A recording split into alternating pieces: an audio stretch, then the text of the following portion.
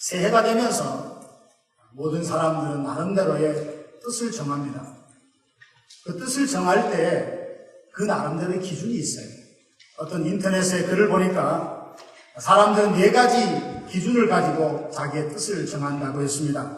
어떤 사람은 내가 좋아하는가 좋아하지 않는가의 기준을 가지고 뜻을 정한대. 어떤 사람은 내 편인가 아닌가의 기준을 가지고, 어떤 사람은 내게 이익이 되는가 손해가 되는가 그 관점 기준을 가지고 뜻을 정한대. 또 어떤 사람은 이게 옳은가 옳지 않은가의 기준을 가지고 정한답니다.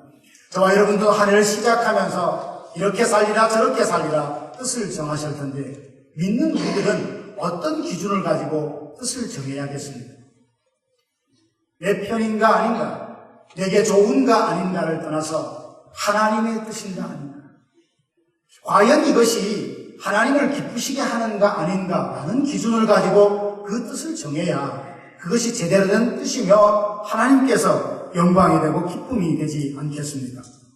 한 해를 시작하면서 나름대로 많은 뜻을 가졌을 텐데, 우리 교회도 기도하며 뜻을 정한 게 있습니다. 그것이 바로 표라고 하는데, 아까도 우리가 합창을 외쳤지 않습니까? 평안하여 든든히 서가는 교회.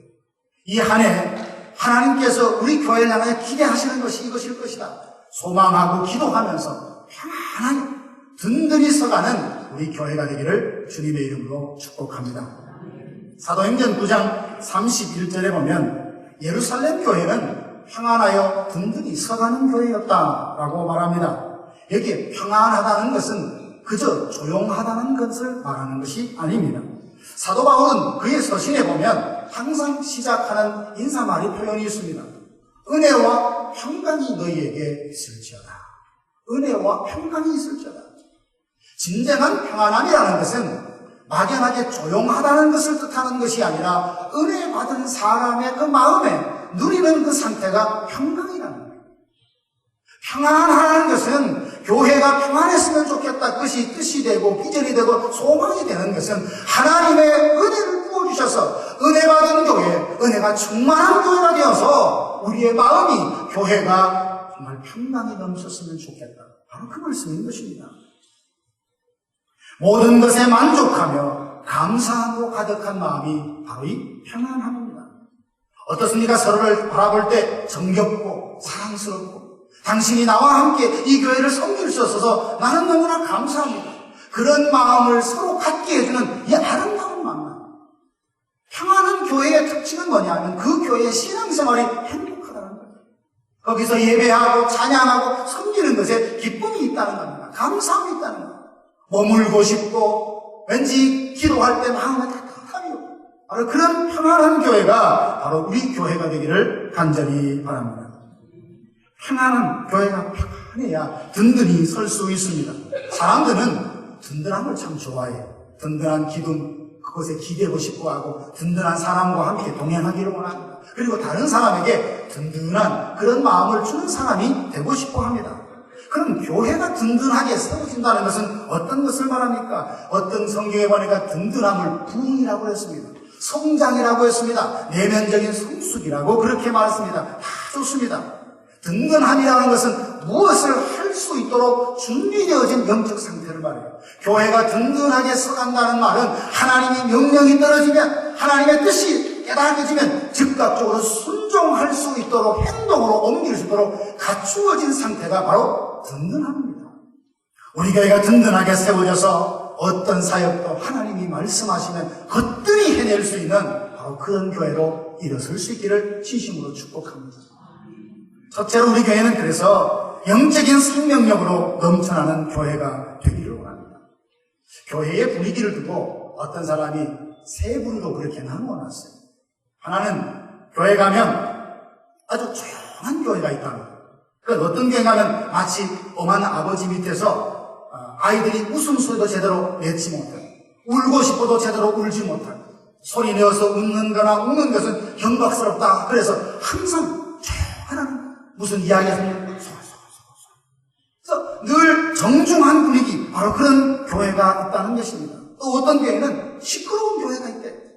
싸우는 소리로, 갈등하는 소리로, 다투는 소리로, 사람의 소리로, 내가 옳다, 네가 옳다라고 하며 자기를 주장하는 이런 소리로 시끄러운 교회가 있다고 합니다.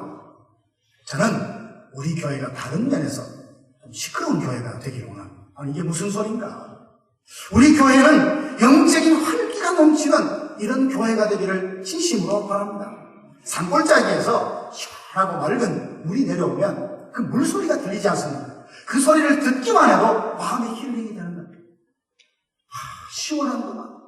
교회에서 이 소리 저 소리 막 납니다. 그 소리가 싸우는 소리가 아니라 사람의 소리가 아니라 정말 은혜 받은 소리의 나눔이 있어서 소리를 듣는 자들도 행복하고 듣는 자들도 마음의 시원함을 느끼는 이런 소리가 풍성한 교회가 되기를 원합니다. 이게 바로 영적으로 활기가 도는 영적인 생명력이 넘치는 바로 이 교회의 모습이 아니겠습니까? 기쁨으로 부르는 힘찬 찬송 소리가 있고 때로 지치고 슬퍼하는 사람들과 함께 울어주는 통곡 소리가 있고 하늘의 영광을 사모하면서 부르짖는 기도의 소리가 있고 서로를 축하하고 축복해주는 사랑의 고백이 있고 잘할 수 있다며 응원해주는 격려한 소리로 가득한 교회, 그게 바로 영적인 생명이 넘치는 든든하게 세워질 때에 나타나는 영적인 현상입니다. 가정도 그렇습니다. 직장도 그래요. 우리의 삶의 모든 현상이 거기에 사람이 있고 뭔가 생명력이 넘쳐날 때, 활기가 찰 때 이런 소리들을 우리가 들을 수 있습니다. 하나님의 임재하심 속에서 우리가 은혜로운 예배를 드리고 뜨겁게 찬양하나 간절히 기도함으로 하늘의 신령한 비밀을 깨닫고 성령으로 충만한 생명력인 교회, 이게 바로 하나님이 우리에게 맡겨주신 교회고 우리가 세워가야 될 교회의 비전입니다. 주님의 뜻이라면 조건 없이 아멘하며 그 뜻을 이룰 때까지 혼신을 다하여 열정을 다하는 성도들이 점점 많아지는 교회, 한 영혼을 천하보다 귀하게 여기는 예수님의 마음을 느낄 수 있는 바로 이런 교회가 생동감이 넘치는 교회입니다. 예배당 문을 떴을 때 마치 하나님의 그 품에 온 것처럼 천국의 그 아름답고 자연스럽고 풍요로움을 내 온 영이 느끼는 같은 이런 영적인 정서 분위기, 하나님의 살아계심과 전지전능하심을 믿고 전하고 복음의 능력을 삶에서 경험하도록 이끌어주는 교회, 이런 교회가 평안하여 든든히 세워져서 영적인 생명력으로 넘쳐나는 교회의 모습입니다. 우리 교회가 또한 그런 모습을 갖춰야 될 뿐만 아니라 여러분 한 사람 한 사람이 성령을 모시는 하나님의 교회입니다. 성령이에요. 우리 한 사람 한 사람이 또한 영적으로 활기차고 생명력이 넘치는 신앙생활을 이 안에 할 수 있게 되기를 주님의 이름으로 축복합니다. 그러려면 교회에 하나님의 은혜 부으심이 있어야 됩니다. 아까도 시작하면서 평강은 은혜 받은 사람의 마음 상태라 그렇게 말했습니다. 은혜 없는 이런 시끄러움, 이건 참 사람들의 마음을 부담스럽게 할 수밖에 없습니다. 은혜가 사라지면 감사의 제목도, 감사의 상황도 불편이 됩니다. 똑같은 상황이 주부가 잔뜩 쌓인 빨래를 보면서 감사하는 주부가 있고 불평하는 주부가 있습니다. 감사하는 사람들은 하나님 감사하구나. 아니 가족들이 이렇게 건강하게 액티비티하게 많이 움직이기 위해서 빨래가 이렇게 많이 나갔구나. 건강하게 움직였던 가족들을 보면서 감사할 수가 있고, 도대체 왜 이렇게 우리 가족들은 별나 이렇게 빨래감을 많이 내서 똑같은 상황에도 불평할 수 있습니다. 차이가 뭡니까? 내 마음이랍니다. 내가 평안해요. 하나님의 은혜 보여줘서 평강이 임하면 모든 상황이 감사함으로 받을 수 있음에도 불구하고 내가 그 은혜를 잃어버리고 평강을 잃어버리면 감사해야 될 그 상황에도 불평하게 되더라는 겁니다. 교회 생활도 동일합니다. 하나님께서 우리 교회에 은혜 위에 은혜를 부어주셔서 그 은혜를 누리는 우리 모두가 평강 가운데 영적인 활기, 생명력이 넘치는 교회를 세우고 우리가 그런 신앙생활을 할 수 있게 되기를 간절히 바랍니다. 그러려면 우리 마음에 좀 전투적인 자세가 필요해요. 왜 그런가 하면 사단은 우리가 교회 생활에 행복하고 경건하고 은혜스럽게 되는 것을 결코 달갑게 생각하지 않습니다. 할 수만 있으면 은혜 받는 자리, 은혜 받는 어떤 일들을 회방을 해요. 사람의 말을 통해서 행동을 통해서 여러 가지 주변에 일어난 사건들을 일으켜서 우리가 은혜 받는 일에 집중하지 못하도록, 평강한 마음을 누리지 못하도록 많은 유혹들을 우리에게 합니다. 그래서 되는 대로 살지 이런 사람 말고 목표를 정하고 나는 은혜를 사모하리라, 은혜로 충만하게 살리라, 성령 충만하게 살리라, 사모하는 마음으로 전투적인 자세를 가지고 기도하고 전투적인 자세로 예배를 드리고 전투적인 자세로 찬양하는 이런 적극적인 열정적인 자세가 필요합니다. 예배를 앞에서 인도하다 보면 찬양이 이렇게 찬양팀이 이제 찬양을 하지 않습니까? 그러면 찬양의 곡이, 스타일이, 리듬이 우리 마음에 다 들 수가 없어요. 왜냐하면 여기 앉아있는, 제가 앞서 보면 세대들도 다양한, 성격도 다 달라, 취향도 다 달라. 어느 누구에게 맞춰서 선곡을 해야 됩니까? 어떤 곡은 내게 좀 마음에 부담이 되고 쉽게 마음이 안 열리는 곡이 있는데 옆에 사람은 손을 들고 눈을 지그시 감고 울면서 찬양하는 경우가 있다니까요. 그런 부분을 보면서 전체적인 어떤 것을 생각하면 때로 내가 좀 불편해도 전체적인 교회의 분위기, 은혜스러운 교회, 덕스러운 교회에서 양보도 하고 이런 부분의 마음이 어우러져야 이 예배가 하나님 앞에 드려질 수 있습니다. 사랑하신 여러분, 기억합시다. 우리 교회는 영적인 생명력, 영적인 그 활기가 차서 정말 이 교회의 은혜가 풍성함으로 한강이 넘쳐나는 교회로 함께 세워가는 저와 여러분들 되기를 간절히 바랍니다. 두 번째는 우리 교회가 제자의 수가 점점 더 많아지는 교회가 되기를 원합니다. 제자라고 하는 말들은 우리가 참 많이 들어요. 예수 믿는 모든 사람이 사실 제자입니다. 어느 교회에서 제자 훈련을 다 마치면 그 사람들만 나는 이제 제자가 되어서 그 사람들만 제자인 줄 아는데 실제로 제자 훈련이라는 것은 제자로 살아가지 못하는 연약함을 두고 제자로 살아갈 수 있도록 훈련하는 것이지 제자 아닌 사람을 제자 되게 하는 훈련은 사실 아닌 것입니다. 예수 믿는 모든 사람이 예수님이 제자예요. 예수 믿는 모든 사람들이 선교사예요. 예수 믿지 않는 마음, 사람, 지역을 향하여 복음을 들고 가야 될 사명이 저와 여러분에게 다 있는 것입니다. 그런데 굳이 교회가 든든히 서가는 모습을 하면 제자의 수가 많아진다 할 때 여기에 제자는 신분을 말하는 것이 아니라 삶을 말하는 것입니다. 교회가 평안하여 든든히 서갈 때 나타나는 영적 현상이 있는데 예수님을 닮은 사람이 점점 많아진다는 거예요. 어느 교회도 모든 교회 그 구성원들이 모두가 철저히 헌신자가 되고 모두가 하나님 앞에 은혜를 누리는 그런 교회는 이 세상에 없습니다. 다만 어떤 교회입니까? 그 비중과 그 어떤 그 퍼센트를 보면 제자처럼 순전하게 하나님 앞에 헌신하는 그룹이 있고 어쩔 수 없이 또 여러 가지 상황에 따라서 급하게 예배만 드리고 가야 되는 분들이 있습니다.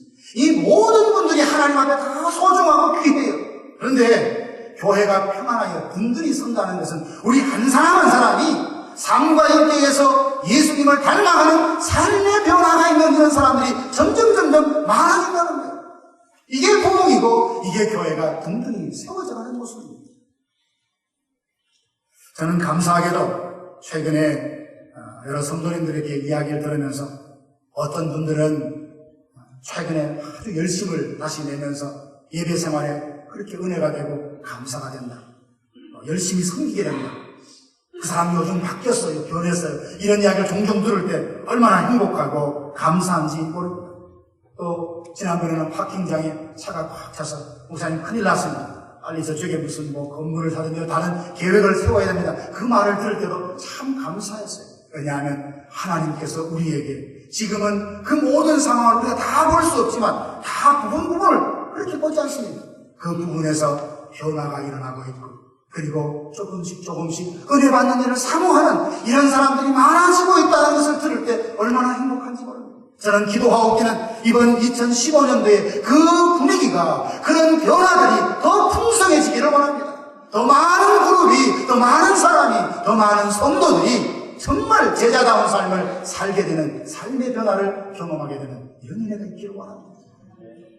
제자는 다른 사람이 아니에요. 결국 하나님의 말씀에 순종하는 사람입니다.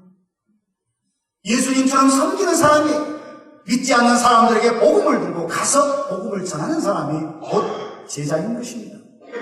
교회가 든든히 세워진다 할 때 이렇게 살아가는 제자로 살아가는 이런 사람들이 점점 많아질 때 그 교회를 두고 든든히 세워간다라고 하는 우리 교회에 이런 부흥이 있기를 주님의 이름으로 축원합니다.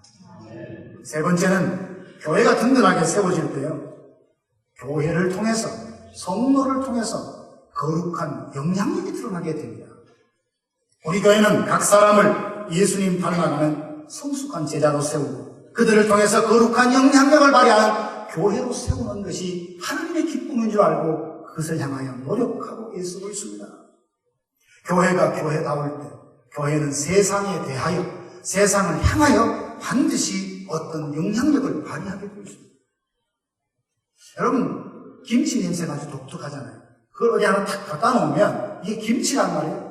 근데 김치로 가만히 있는 게 아니라 이놈이 그 자리에서 계속 냄새를 풍깁니다. 뭐라고? 나 김치 여기 있어 라고 계속 어떤 향을 피우는 거예요. 그러면서 자기 존재를 알립니다. 하물며 김치통도 내가 여기에 있어 라고 향을 푸는 이 영향력을 발휘하는데, 예수 믿는 사람이 이 세상에 살면서 나 여기 있어요 라고 영적인 영향력을 발휘하지 못한다면 뭔가 문제가 있는 거예요. 내가 인정하든 인정하지 않든 어쩔 수 없이 우리는 예수 그리스도의 향기를 이 세상에 전하며 사는 하나님의 사람입니다. 그런데 제가 여기서 말씀드리는 것은 그 일들이 더 풍성하게, 더 강하게, 더 진하게 그런 일들이 일어나기를 소망합니다. 영향력이라니까 말이 너무 거창하게 들리신지 모르겠습니다. 내가 있음으로 나를 통하여 다른 사람들이 예수님을 한 번 더 생각하게 됩니다.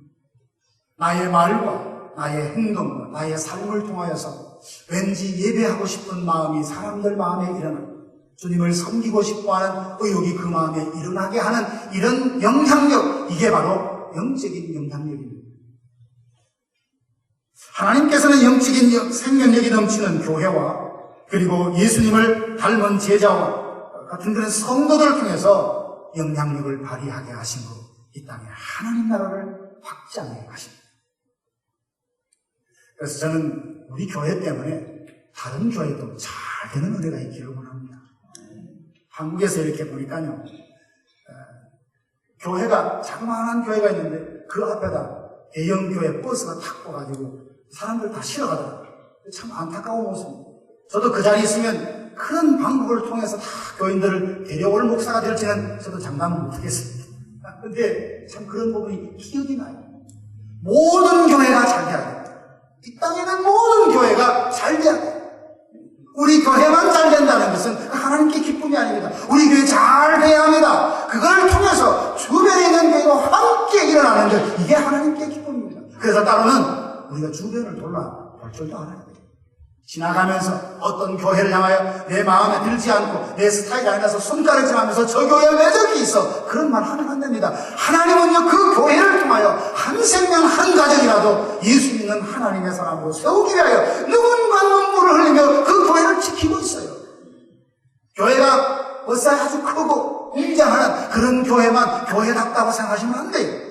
비록 가정에서 모인다 할지라도, 몇 가정이 모이지 않는다 할지라도 그 교회 한 생명 한 생명을 끌어안고 그 영혼이 예수 닮기를 원하는 소망하는 마음으로 섬기는 목회자가 있고 그 일을 위하여 눈물로 헌신하는 사람들이 거기에 있다면 그거는 굉장히 존귀한 것입니다. 우리가 가능하다면 그들에게도 손을 펼쳐서 그들이 함께 일어서서 결국은 뭡니까? 이 땅에는 모든 교회가 힘을 합해서 이 LA를 복음화하고 또 예수 믿게 하는 일에 힘이 되어주는 이런 교회상을 저와 여러분들이 가져야 합니다. 이런 영향력을 주도하는 우리 교회로 일어설 수 있게 되기를 간절히 바랍니다. 참 우리 교회가 이 LA에서 얼마나 있었습니까? 타주에 있다가 외국에 있다가 온 것이 아니라 LA에서만 있었지 않습니까? 이곳에 살아가는 많은 사람들이 마성서구교회를 잘 모른다는 사실입니다. 그 교회 어디에 있어? 그 교회 무슨 교회야? 이것은 사실 이때까지 여러분들이 잘못 사신 거예요. 왜 그렇습니까? 여러분 한 주간 사시면서 몇 분이나 만났어요? 한 10분 만납니까? 어떤 분들은 100명 이상 만납니까? 그 만나는 사람 만날 때 단 한 번 그 사람에게 예수 믿으라 라고 하기에 좀 부담스러우면 그냥 여러분 이야기하세요. 나 나성 서북에 다니는 사람이다 한마디만 해보세요. 그러면 여러분들이 평균적으로 10사람을 만났는데 일주일에 나 나성 서부교에 다니는 사람이야 이것을 10번만 말하면 한 주일에 LA 사는 사람 1200명이 나성 서부교에서 듣게 됩니다. 이런 일이 40년 동안 있었다면 이 교회가 뭐를 있겠습니까? 절대로 우리 교회는 알만한데 쉬쉬쉬 감추었습니까? 지하에 있었습니까? 아니지 않습니까? 우리가 다 예수님을 사랑한다 그러고 교회를 사랑하는 마음 다 있지만 왜 나를 아는 사람 적도 아니에요. 그만하면 나를 가둘 사람도 아니에요. 그럼에도 불구하고 예수 믿으라고 논리적으로 복음을 설명하는 것도 아니에요. 내가 그냥 어느 교회에 다닌다는 그 한마디 하는 것도 부끄럽게 하며 수십 년 살아오지 않았습니까? 그게 바로 우리의 현주소라면 기도합시다. 하나님, 내가 있는 곳에 나를 통하여 교회 이름만 전하는 게 아니지. 그것을 통해서 내가 믿는 예수를 전하는 거랍니다. 우리 교회 보면 빈자리가 너무 많아요. 그죠? 여러분보다 빈자리가 너무 제가 헤아려 보니까 600석 정도 되는데 지금 이 자리는 120여 분 정도 앉아서 예배드립니다. 3분의 1이다. 점점 많아지고 있지만 이제 우리가 이 거룩한 영향력을 발휘해서 믿지 않는 사람 정말 믿고 싶은데 제대로 된 교회 없어? 나를 이끌어준 교회 없어? 그런 사람을 찾아가서 우리 교회 와보라고 말할 수 있는 사람. 그래서 그들에게 선한 영향을 미쳐서 많은 사람들이 이곳에서 와서 함께 예배를 드리고 우리를 향한 하나님의 뜻을 이루어 갈 수 있는 그런 교회로 이번 한 해 세워갈 수 있기를 주님의 이름으로 축원합니다. 이 모습이 바로 평안하여 든든히 서가는 교회의 모습입니다. 사랑하는 성도 여러분, 우리 교회가 그렇게 든든히 서가려면 우리가 해야 할 일이 있어요. 사도행전 2장 42절에 보면 예루살렘 교회는 어떻게 해서 그렇게 영향력을 발휘하고 든든히 서갈 수 있었을까? 그들이 사도의 가르침을 받아 서로 교제하며 떡을 떼며 오로지 기도하기를 힘씁니다. 여러분, 기도는 힘써야 되는 거예요. 시간이 나면 내가 기도하지, 상황이 되면 기도하지, 그런 사람은 백발백중 진실하고 뜨겁게 기도하기 어렵습니다. 작정을 해야 돼. 결심을 해야 돼. 다짐을 해야 돼. 그리고 많은 것을 희생하고 내려놓아야 기도다운 기도가 됩니다. 이게 경험적인 거예요. 새벽에 기도하는 게 쉽습니까? 이제 특별 새벽 기도가 내일부터 시작됩니다. 여러분, 결코 쉽지 않아요.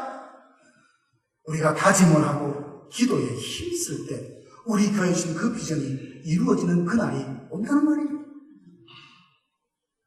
그리고 힘써 전도해야 합니다. 30절 오늘 9장 30절 보면 형제들이 알고 가이사로 데리고 내려가서 다소로 보내리라 그런 말이 있고 28절에 보니까 사울이 제자들과 함께 있어 예루살렘에 출입하며 라고 되어 있습니다. 이게 무슨 말인가 하면 사울과 이 바울은 원래 예수 믿는 사람이 아니었어요. 예수 믿는 사람들을 잡으러 다니는 사람이었어요. 그런 사람들을 잡으러 다니기 위해서 예루살렘이나 온까지 심지어 다메섹까지 출장을 갔던 사람입니다. 가다가 부활하신 예수님을 만났고 그리고 아나니아에게 안수를 받아서 눈에 비늘 같은 것이 벗어졌고 바나바를 만나서 사역자, 목회자로 선교사로 그가 세움을 받지 않았습니까? 그런데 여기 사울이 변화되어서 예수 믿고 난 다음에 제자들과 함께 예루살렘을 출입했다는 것이 들어갔다 나왔다 이 말이 아니에요.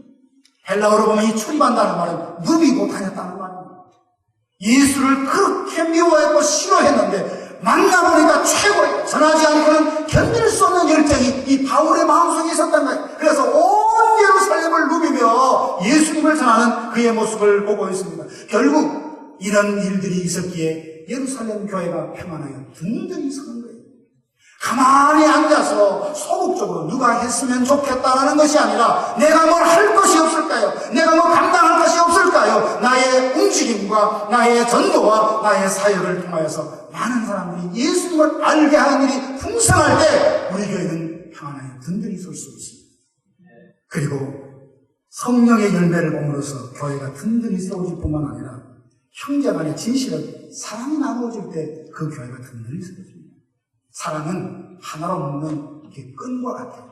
모든 허물을 덮어주는 게 사랑이 아닙니까? 예루살렘 교회는 형제 사랑을 실천함으로 핍박 중에도 평안하여 든든히 섰다는 것을 볼 수 있습니다.